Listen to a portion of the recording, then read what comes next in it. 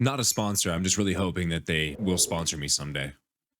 Cheers. What is up, YouTube, Rumble? Today, I want to talk about something with a little bit more of a encompassing theme, and that would be social contagions. Now, social contagions has existed since the dawn of time, I would imagine, right? You want to instill an idea or a thought process into a group of people, whether it be positive or negative. Ultimately, it's kind of like a brand of manipulation. In a way, a lot of this works is they'll use little tiny, small things, and it kind of builds off of each other, kind of like brick by brick, right? Until you're thinking a certain way, speaking a certain way, acting a certain way. And the reason why I want to talk about this is because numbers in the trans community has doubled or probably tripled by now over the past few years. And studies are showing that a lot of those numbers had increased during the pandemic. Now you take a bunch of kids stuck inside, not able to do really anything else, and they're sitting there doom scrolling on TikTok constantly, and they run into people like Dylan Mulvaney and a number of others too. I don't want to put all the weight on Dylan. Dylan just seems to be the hot topic lately, right? The big one. There's no way to deny that Dylan is definitely top dog when it comes to that, right? And as more and more kids see these points of views, they start thinking that this is the way it should be. This is the way I should be. Whether they really are that way or not, if they do feel like they're inside the wrong body, a lot of kids like to do things because they think they're cool. I mean, you can think back to the time you were in school, right? We had preps, we had goths, we had,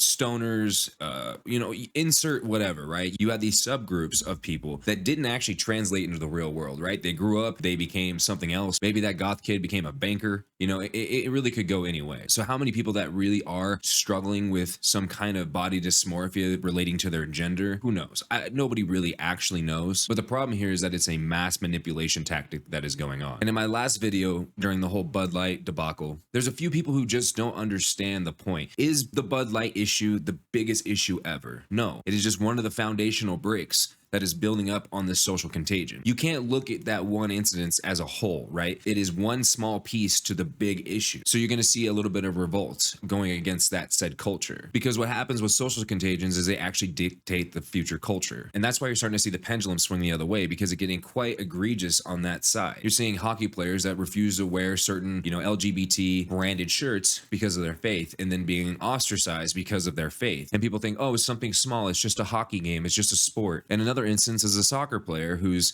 slide tackling a pole holding a LGBT rainbow flag at the top of the pole. What people lack about the understanding of the culture war is that it's a million small battles being waged throughout all of culture, whether it be sports, entertainment of any kind, even the government holding up certain flags, in front of the building. Like, these are all tiny battles, right? These are all small little battles taking place across our country and across the world for that matter. And if you look at the Bud Light in an echo chamber, yes, it is something small. I understand that. But what you need to understand is it's just one battle in this raging war. When they do a race swap in a show or a movie, to a lot of people that seems insignificant, right? It doesn't seem like that big of a deal. And truthfully, depending on the character, it really isn't that big of a deal. The point isn't them changing the race or the gender of that person. The issue is they're doing it for an obvious political reason. It's not genuine. It's completely for a political move, a cultural move. Now, I understand why you want to discount some of the issues that have been going on. Like, is this the biggest issue happening in this world? What about the war in Ukraine? What about this? What about that? No, nobody's saying it's the biggest issue going on, but everything has a domino effect. It's not just one issue. It is an isolated thing. It never is. Everything translates into other stuff, and people tend to look at some of the battles that are a little more close to home, such as schools with certain very adult themed books, or Bud Light being promoted by a creator who is trying to shove transgenderism down everyone's throats, who is clearly playing some kind of caricature of a woman. 32 of being a girl, and I figured it's about time that I tell you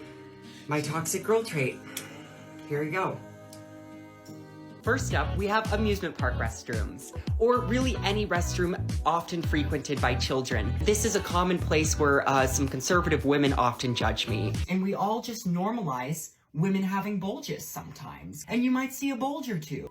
Day 37 of being a girl, it's Easter, and Jesus is not the only thing that has risen this morning. And it looks like I'm a Barbie doll down there. And I went, oh, I forgot that my crotch doesn't look like other women's crotches sometimes, because mine doesn't look like a little Barbie pocket. Woohoo! I thought the letters stood for small, medium, and large based on the size of your Barbie pouch. Those things hit quite close to home. Now, again, as insignificant as some of these things seem, because they're in a tiny little box, how you're trying to compartmentalize them, that's not how it works. works. It is a small piece of the bigger puzzle, the bigger issue. It's like a giant game of chess, and each piece might seem insignificant by themselves, and there might be one or two pieces that are huge. Every piece on the board has a potential for tipping the scale. Now, the point of my content isn't to go long form and deep dive into a lot of stuff. The point of my content is just to basically make you kind of think. You know, maybe you already agree with me, maybe you don't. There might be a video you love that I make, and there's gonna be a video that you hate, and that's totally fine. Like that video or dislike that video, that's cool. But you'd be absolutely silly to ignore all of my content that I will be putting out or that I have put out because you didn't like one take. It is literally impossible for everyone to agree on everything about every single thing, and that's fine. That's how it should be. I, for one, refuse to walk in a giant group of people that all think exactly the same. I like to be challenged. I like to hear the opposing side. I listen to Steven Crowder. I listen to Ethan Klein. I listen to NBC. I listen to CNN. I listen to Fox. I literally listen to all these things. Every single day, I'm just being fed everything. And then after my day's basically complete, I'm listening to Tim Pool, because I think Tim Pool really brings a lot of different viewpoints together on his podcast, and they clash, but in a very elegant way. And I love that. I personally love that, and I want that as well. So agree, disagree, either way, I still love you guys. Thank you so much for watching this video, and please like the video or dislike the video, depending on how you feel about the topic. But that'll be it. I will see you guys in the next video. Peace.